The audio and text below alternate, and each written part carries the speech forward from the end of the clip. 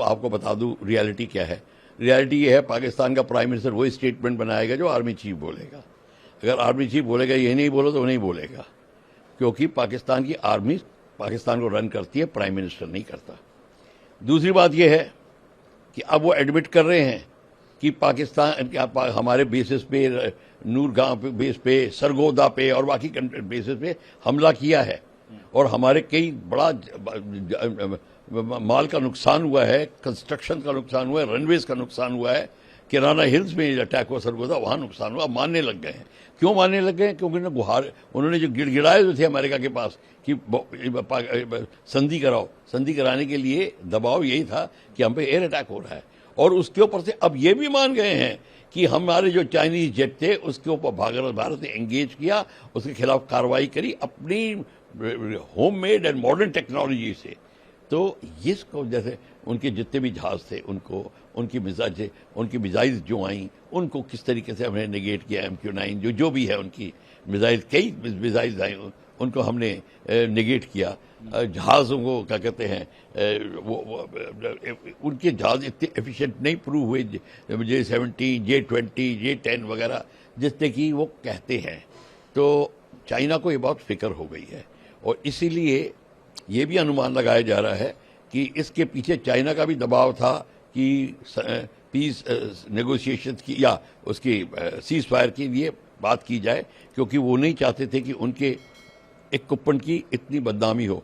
देखिए इसमें क्या होता है, जब आपका इक्विपमेंट अच्छी तरह परफॉर्म नहीं कर रहा, वर्ल्ड मार्केट में आपका ट्रेड गिर जाता है और उसमें प्रॉब्लम आती है। आपकी जो कंपनी है वो घबरा जाती है।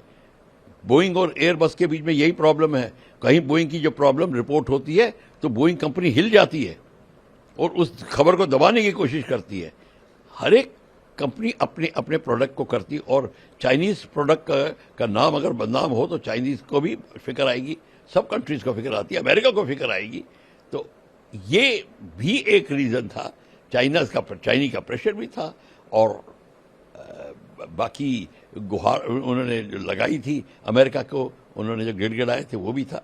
सो सम टोटल बात ये है कि पाकिस्तान ने कबूल कर लिया है कि जब प्राइम मिनिस्टर कबूल करता है तो मतलब दुनिया को प्राइम मिनिस्टर की आवाज़ और स्टेटमेंट ज़्यादा पसंद होता है।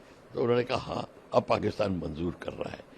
इसका मतलब ये है हमारा जो अभियान है आत्मनिर्भर भारत, वो बिल्कुल सही और खरा उतर रहा है। हमने जहां भी अटैक किया, ब्रह्मोस मिसाइल, आकाश, ये सब हमारे होममेड हैं या जॉइंट वेंचर या होममेड हैं, हमने बनाए हैं।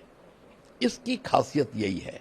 और जो हमने बाहर से भी लिया है उनको इस अब दायरे में अमेलगमेट करके, कोऑर्डिनेट करके हमने इस्तेमाल किया।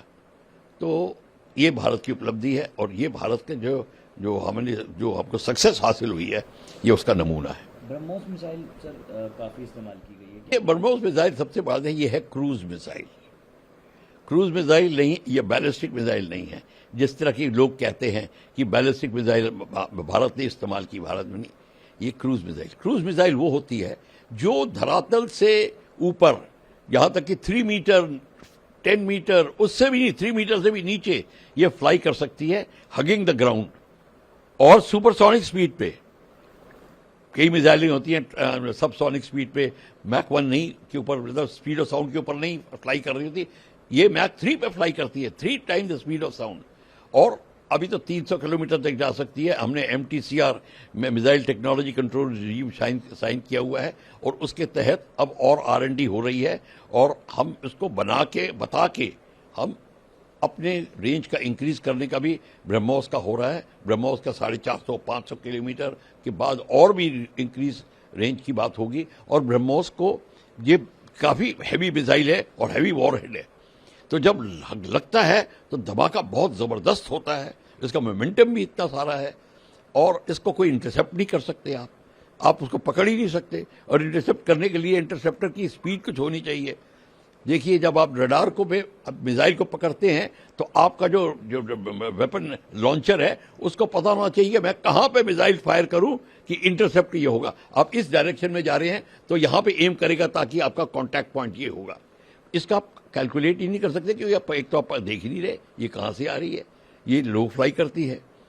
ये बात जो है ये बहुत प्रॉब्लम है। और इसकी रेंज इतनी है कि आपका एयरक्राफ्ट जो है को टारगेट पे जाके नहीं फायर करना, आप 200-250 किलोमीटर दूर फायर करिए, उसको लिए आप अपने बॉर्डर में रह के फायर कर सकते हैं और मिसाइल जाके अपना काम करेगी। ये बात है।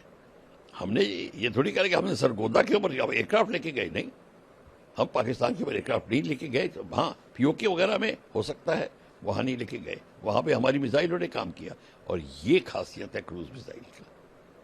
ये सी स्किमिंग भी होती है, ये एयर लॉन्च भी है, सबमरीन सी लॉन्च भी है, ग्राउंड लॉन्च भी है, और सबमरीन लॉन्च भी बन रही है।